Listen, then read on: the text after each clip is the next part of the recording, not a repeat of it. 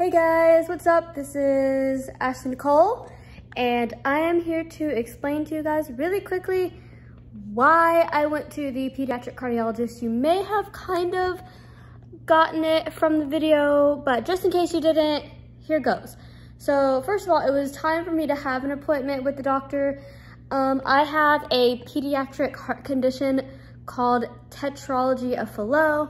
I'm not going to get into what all that is about right now, but that's what I have. So I was born a blue baby, and anyway, I have what is called syncope. If you don't know what this is, S-Y-N-C-O-P-E. I'm spelling for those who may not be able to see, or if you've never heard of it, you don't know what, I was like, how do you spell that? So anyway, I know that I need to know how to spell it, but anyway, so I have what is called syncope, which is, it's like low blood pressure, and basically you can have fainting spells or pre-fainting spells, and in my case I've had both, and it just results in low salt levels, dehydration, and low blood pressure. So I'm a little person and I have all that. I also have epilepsy, which is seizures. So anytime anything that happens to my body, even like a little fever, or sometimes could be a cold, or, you know, any type of thing that irritates my body, you know, it doesn't matter what it is, can trigger a seizure. It doesn't mean that it always does every single time. I'm sorry, I just woke up, my eyes watering. But it does, it can trigger a seizure. So basically on Easter Sunday, I started feeling really sick. I was playing with my nephew on the bouncy house, and we were playing hide and go seek, and I was jumping some, but I wasn't jumping like for half an hour. Like, I literally didn't jump that long. I was out there longer than I was jumping. Yes, I was in there with him, but I wasn't jumping. So my eye is watering. Oh my goodness gracious. Sorry, you guys. That's just allergies. Anyway, please ignore that, what just happened. Literally, please ignore that. Anyway,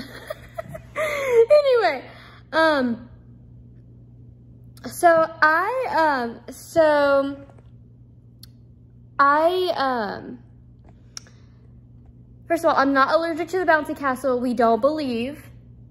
We were wondering though, just because it was like everything was happening, and as soon as I got out, I was like congested. But that was also after the episode happened. So this is what you guys didn't know, because I didn't explain everything yet until going to the doctor. So I told my nephew, I was like, you know, I need to go get a drink. I was trying not to scare him, and so I was just like, I need to go get a drink. He said, okay. Apparently I didn't know, he looked at my face, said, are you okay? I said, yeah, I just need a drink right now. I made it to the kitchen and I sat down, and I mean, as soon as I sat down, like, I was lightheaded. I could not hear. I never felt dizzy. I just felt lightheaded. I felt very weak. I felt like I was gonna faint. I did not, but I felt like I was going to. I felt very nauseous. I felt very just sick, and I was sweating a lot, and I don't even sweat really, and I was like soaking wet.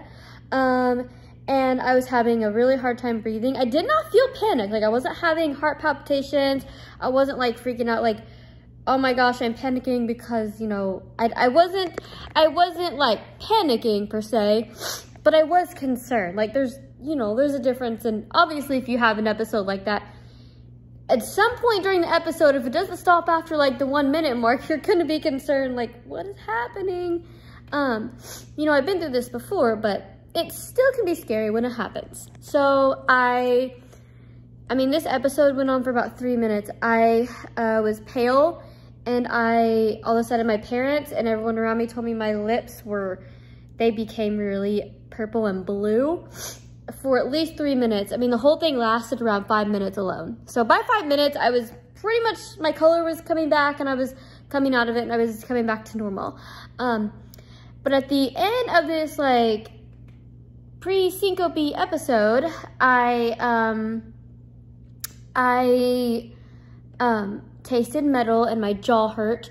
And so what the doctor said today, I didn't film the whole thing because there's things that we need to talk about off of camera, but he enjoys, you know, when we film, obviously, and we film too, so we can keep our records straight, and because I want to, you know, educate people what it's like when I have to make these doctor visits. You know, they're not always sad.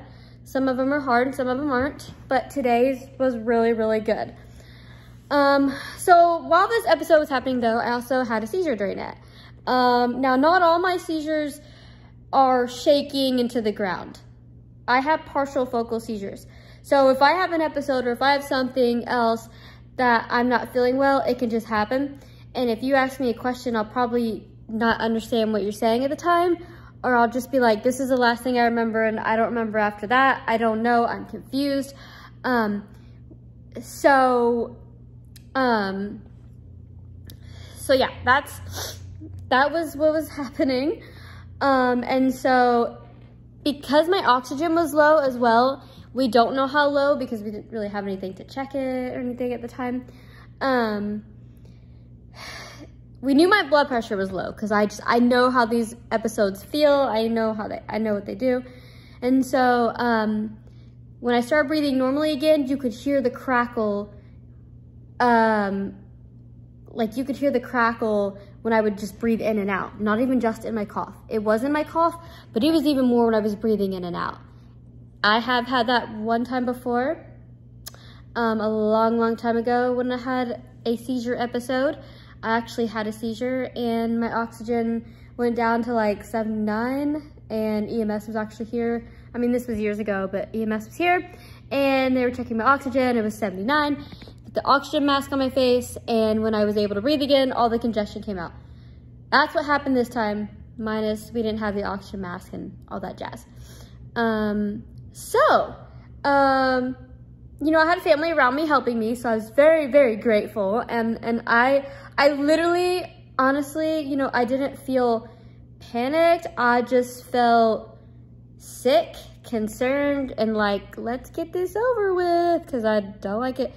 And when you're having these episodes, from what the doctor said today, it is really hard to breathe. Like you can't, first of all, you're not really in a state of consciousness to really understand what someone is saying to you during these episodes. And also, you know, it's when you're trying to breathe for air, it may look like someone is panicking, but what they're really just trying to do is they're trying to get air and they can't, that's all they're trying to do, and they can't understand or comprehend what's going on during these episodes. So I don't even remember what anybody said to me. I really don't. Like, I have no recollection of what anyone said to me during this episode. So he did say, and I already knew this because like I said, I've had this like almost my whole life. He did say, so losing your hearing is a big thing for syncope as well, because the blood, you know, the blood's not flowing where it needs to be. So it's like all the way up here and I'm lightheaded and I can't hear and all the things. So I came out of it, but because of that episode, we wanted to go to the heart doctor and just get everything checked and make sure everything was fine. And so we got in this morning, and I do see a pediatric cardiologist. He trains mostly in pediatrics. I am his only little person adult that he sees. So he even told us today that he's still learning, but he would rather me be with someone who knows pediatrics than someone who's only gonna go by my age. Because he even told us today, so most cardiologists, they'll go by your age and your size, and that's how they make the measure up. They measure up things. But for me, he's like, I can't go by your age. You're not typical. I have to go by your size and do what's best for treatment there, so we stay in the good zone. So obviously, you know, he knows that he writes down my age with what's going on, but he can't look at my age and say, this is how much medicine you need, or this is how much whatever you need. He can't do that. He has to go by my size. So But I do have proportionate dwarfism, and he told me today, like, you're my first, you know, patient with dwarfism. I've never really had one before, so, you know, this is interesting.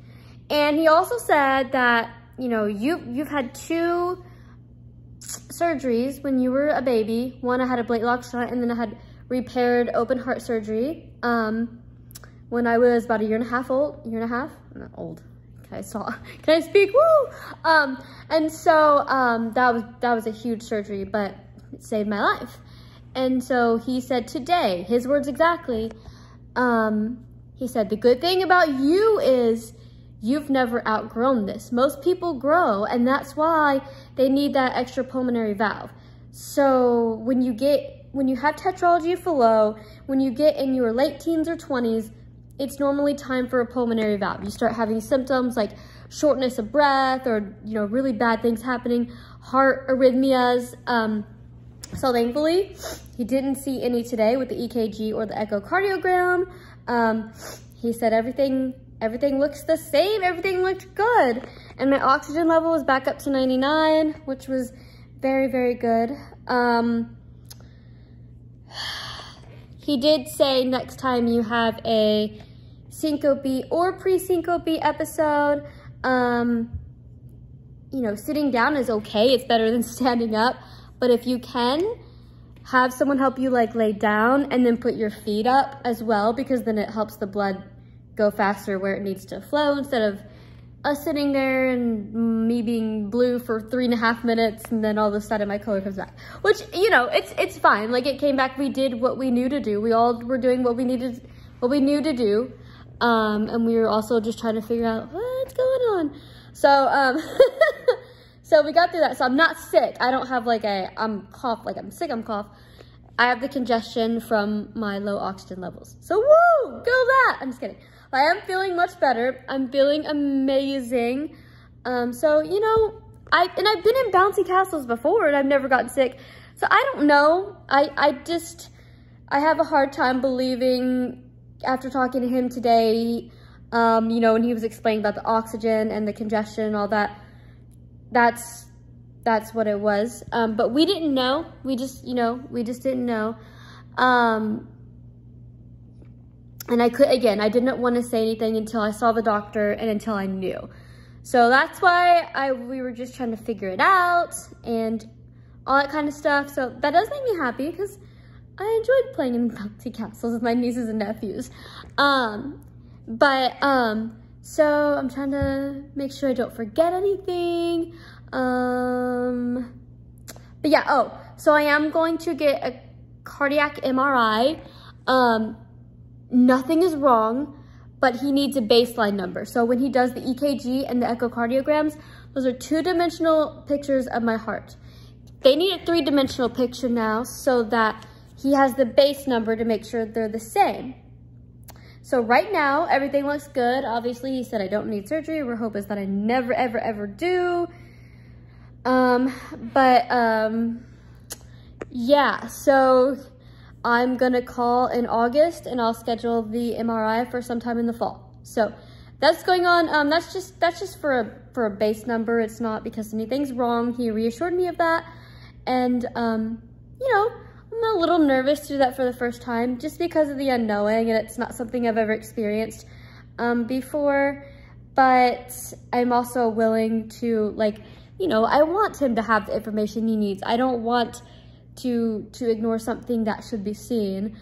We just need to find the right doctor and be in the right hands to do that. So we're with the right doctor. We love Dr. McComber. He's amazing. Dr. Dowan McComber from Pediatric Heart Care Partners, which is now Norton Children's Heart Institute. So they only accept children except for me, literally. I'm not even joking. Anyway, so I'm grateful because all his training now is only in pediatrics, and I'm still part of his caseload, and I will be for the rest of my life.